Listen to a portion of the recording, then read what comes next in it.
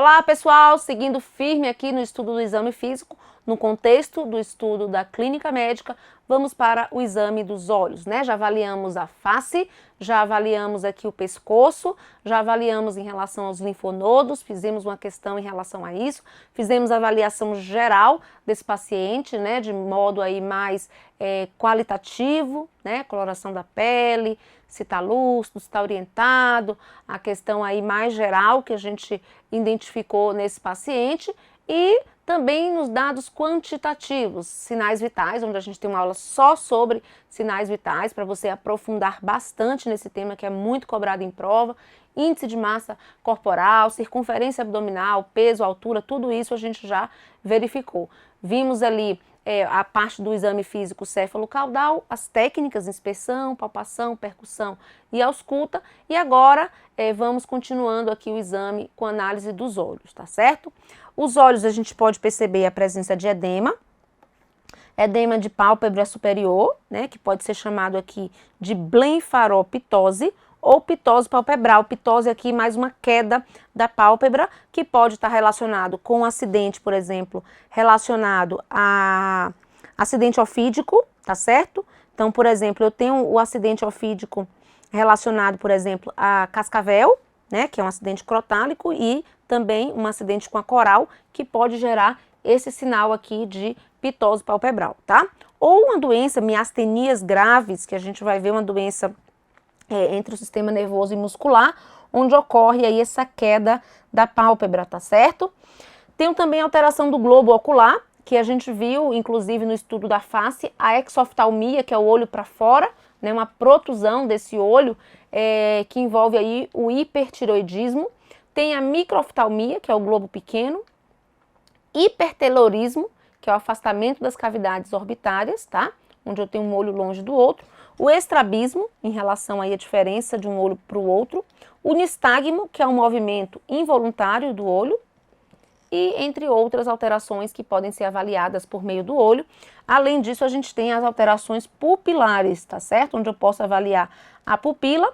Essa pupila eu posso avaliar em relação à fotorreatividade, ok? Que dá para ver a parte neurológica, inclusive foi acrescido na escala de Coma de Glasgow recentemente, a avaliação pupilar junto com a escala de Coma de Glasgow, né? Para a gente trazer uma melhor possibilidade de avaliação prognóstica desse paciente com relação à lesão do sistema nervoso, assim também como eu posso avaliar e devo o tamanho dessa pupila, se ela é isocórica igual, se ela tem midríase, ou seja, maior do que o tamanho normal, ou miose, um tamanho menor do que o normal.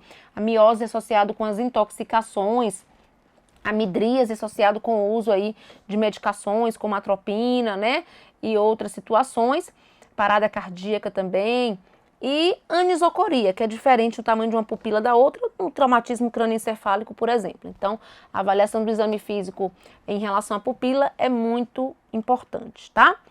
Aqui na questão 4, a Prefeitura do Rio de Janeiro de 2019 cobrou assim: durante o exame físico, na avaliação da acuidade visual, o comprometimento da visão de curta distância em adultos de meia idade ou mais velhos, causada pela perda da elasticidade das lentes e associada ao processo de envelhecimento, é chamado de quê, gente? Quando eu falo de perda da acuidade visual por conta da idade, isso é presbiopia, tá certo? Então, presbiopia é o nome dado à diminuição da acuidade aqui visual por conta da idade, ok? Muito importante esses terminhos aqui pra gente.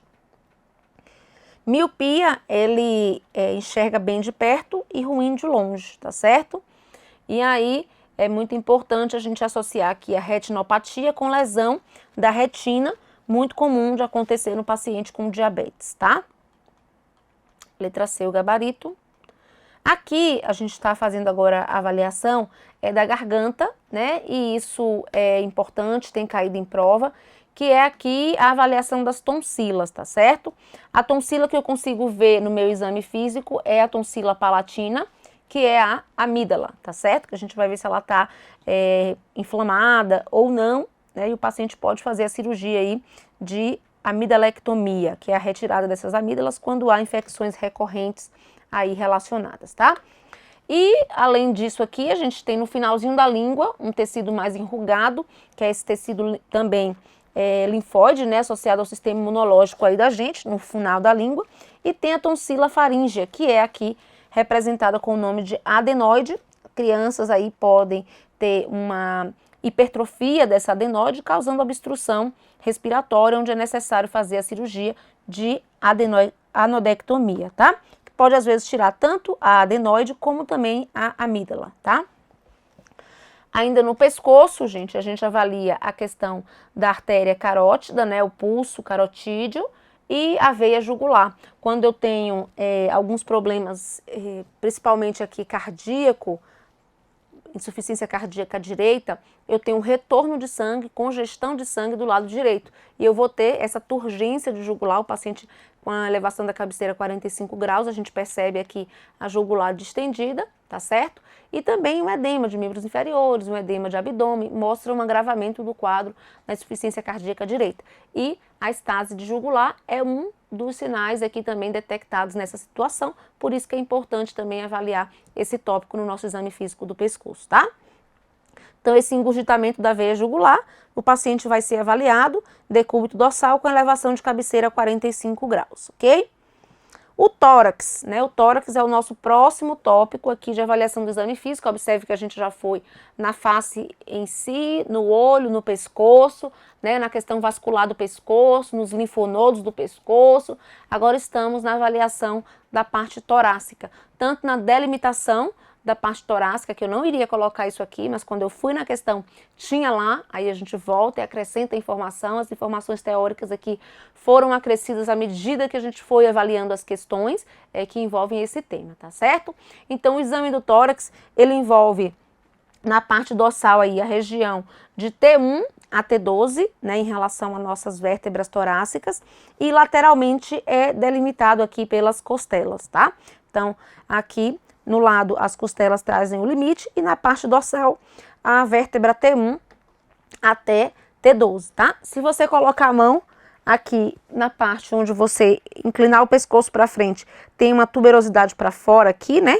Um processo espinhoso mais protuso é o C7. Então, abaixo do C7, a gente já começa a região aí do T1, né? Depois daqui das vértebras cervicais, a gente começa as torácicas, então aí é onde está delimitando o início ao fim da região torácica no nosso exame físico aqui do tórax, tá certo?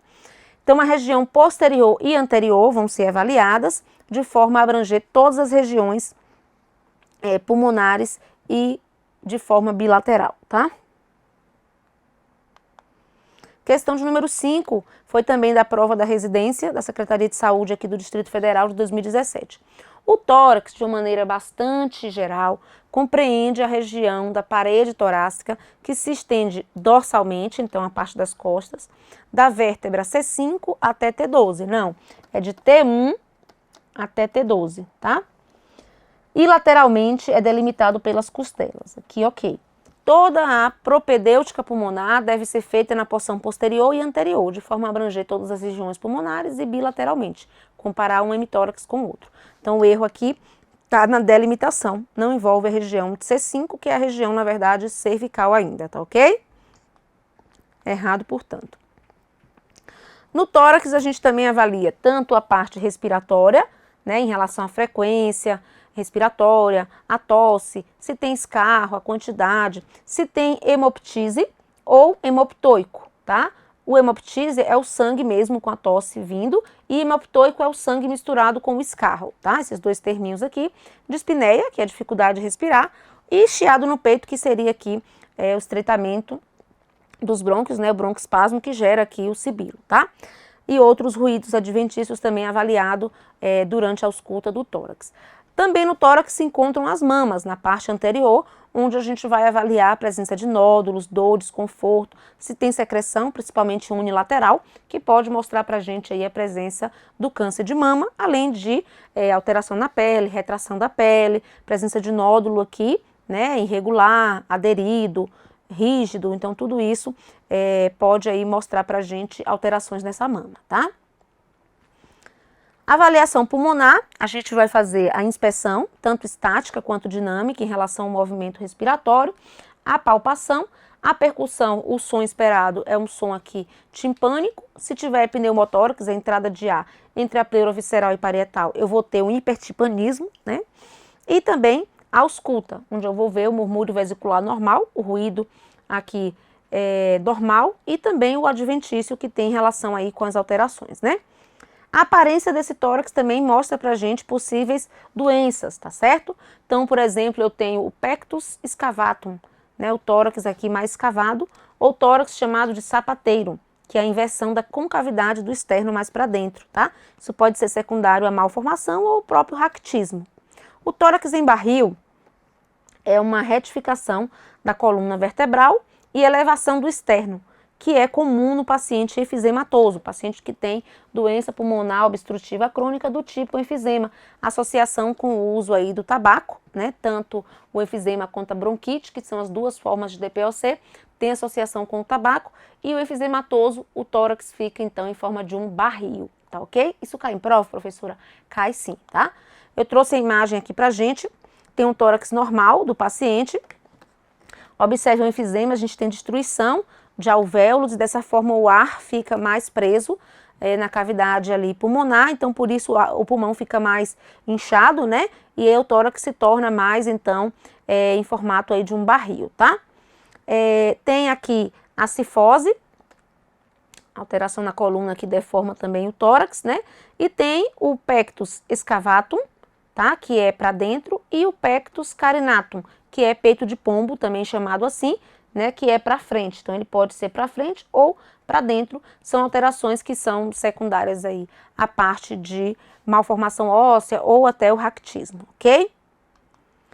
A parte anterior do tórax vai ser auscultada, assim também como a parte posterior em todas as regiões, onde eu encontro a base e o ápice pulmonar, tá certo? Em relação ao acúmulo de líquido, normalmente começa aqui em relação à base, né? E com o agravamento do quadro, vai aí subindo em relação ao ápice, tá? Principalmente aí o paciente com edema agudo de pulmão, sobe esse acúmulo de líquido aí. A gente entra na parte dos ruídos adventícios, eu já cheguei a introduzir esse tema, né? A gente já associou as palavrinhas-chave, as situações respectivas, e aqui a gente vai verificar como está escrito nesse manualzinho todos esses tipos de ruídos adventícios e fazer umas questões associadas com essa parte, tá? Então eu tenho os estertores finos, que é aqui também chamado de creptos ou creptações, tá? Ele é um ruído de som nítido e descontínuo, parece com o friccionar de cabelos e na prova cai assim mesmo, certo? E é gerado aqui por conta do ar entrando em um espaço com líquido. Na pneumonia pode acontecer, assim também como no acúmulo de líquido secundário à congestão cardíaca, tá certo? Gerando aí um edema pulmonar. E é mais comum de ser auscultado na fase final da inspiração. O ronco, ele é mais longo, grave, musical, gerados pelo turbilhão aéreo, que se forma com movimentação de muco. Então eu estou falando de uma secreção mais espessa, tá? Geralmente nos brônquios de grosso calibre. Indica asma, no nível mais grave aí, bronquite, bronquiectasia e obstruções localizadas. Aparecem na inspiração e com maior frequência na expiração. Sibilos. Sibilos a gente pensa em ruído musical, muito mais associado até nas provas ao ruído musical. Eles são sons contínuos, de longa duração, tem muita associação com a asma, mas também com a bronquite, tem a ver com broncoespasmo, dificuldade de expirar o ar, tá? Obstrução do fluxo aéreo, e tem aí uma cobrança em prova de maior relevância. O atrito pleural, ele é cobrado com uma frequência de baixa para moderada, tem a ver com processos inflamatórios ou infecciosos na pleura. Lembrando que a gente tem a visceral que reveste o pulmão de víscera, né? E parietal que reveste a caixa torácica, e aqui tem o espaço pleural, certo? Então essas pleuras se tornam irregulares e como se fosse um atrito de couro batendo um no outro, um pano velho, ele faz esse atrito pleural, tá?